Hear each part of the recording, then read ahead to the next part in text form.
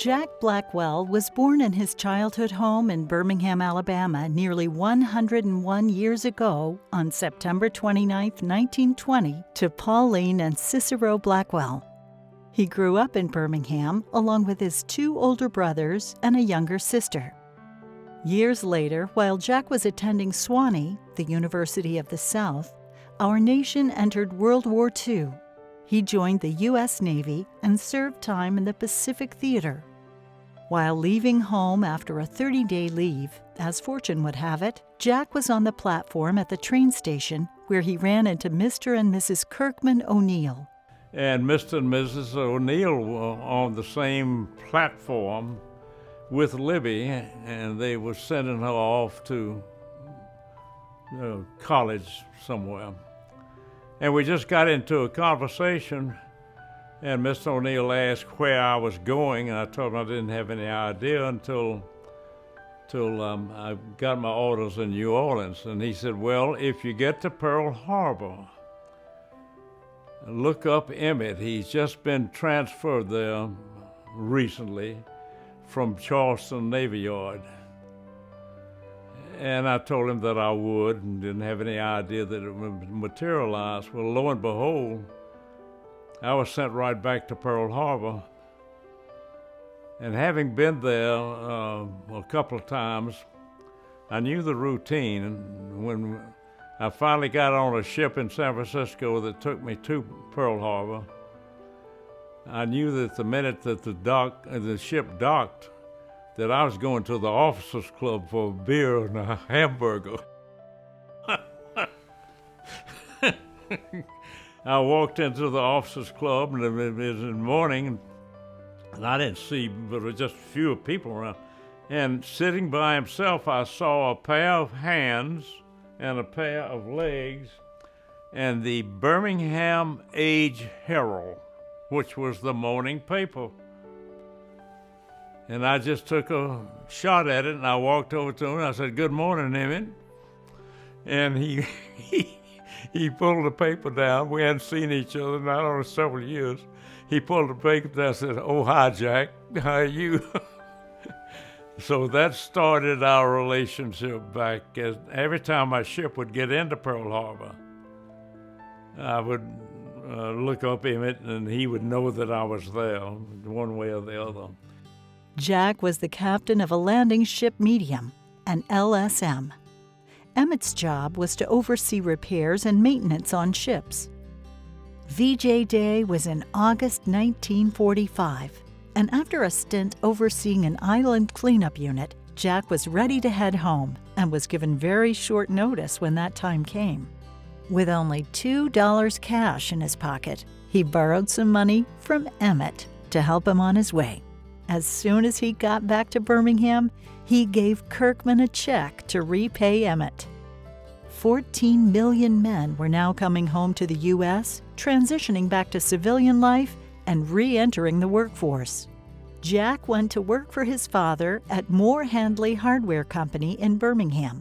In 1947, he got a call from Emmett. One day I had a call from Emmett that he and his father would like to talk to me.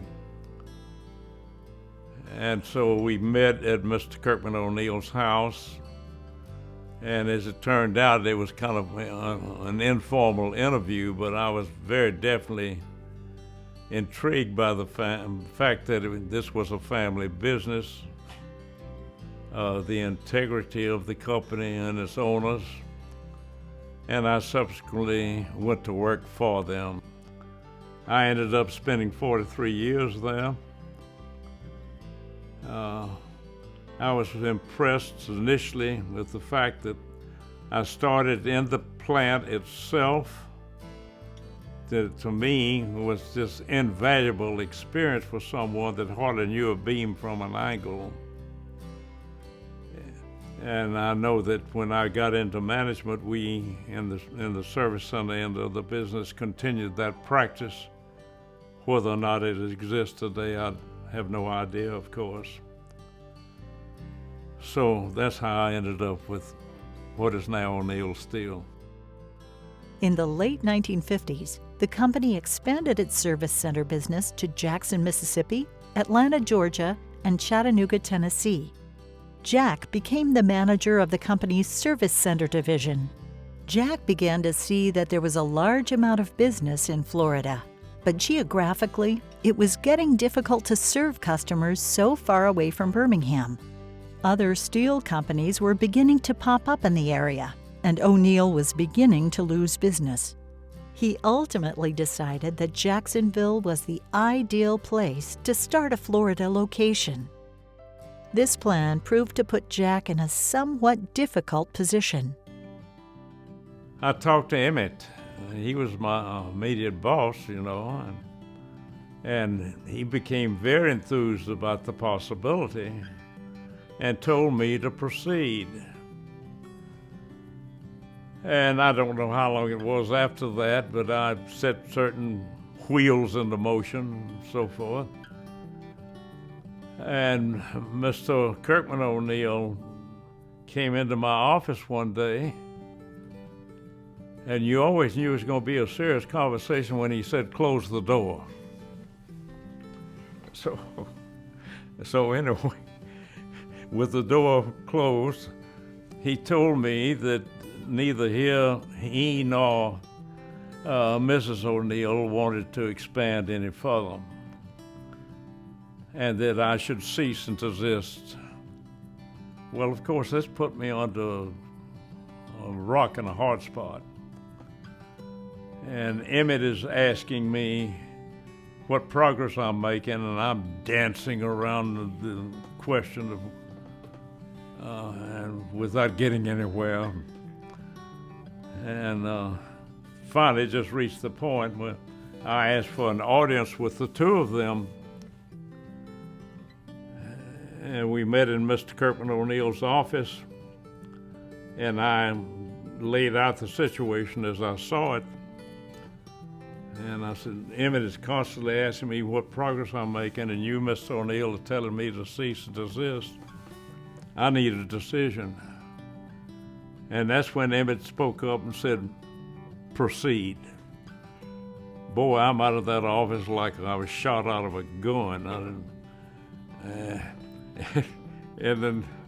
And the funny part about it is that if memory serves me right, that Emmett was the one that put up the funds initially for the Jacksonville operation. And we had, for many years, we had a very tremendous business there. Jack says that the O'Neill family always operated with integrity, and he always had freedom to express his views. He stated that whether you were in agreement with management or not, your opinion was always heard and considered. Emmett never rejected any recommendations that came from Jack, and Jack always felt valued. While visiting Jacksonville, Emmett and Jack shared a hotel room, and one night they stayed up until dawn thinking of new ideas for the company. This exemplified the spirit of their relationship. It's hard to believe that I've been away from O'Neill since 1990, 29 years. And for 5 years prior to that, I had stepped down from the presidency, but I had a very fancy title entitled Vice President of Special Projects, reporting to the chairman. Well, as far as the company becoming 100 years old, it just stands to reason. Here again, it's a privately owned company. What a rarity this day and time. And you now have the third generation that is just as committed as Mr. Kirkman O'Neill was when he started that business. I think this says that Kraft O'Neill today is just as enthused, if not more so, in perpetuating the O'Neill name. 100 years. I have been asked that question about the integrity and business practices of the O'Neill family. I think the best way that I can answer that is that there were occasions during my 43 years when I had the opportunity to go to other service centers. I just couldn't leave O'Neill. I felt like it was my company.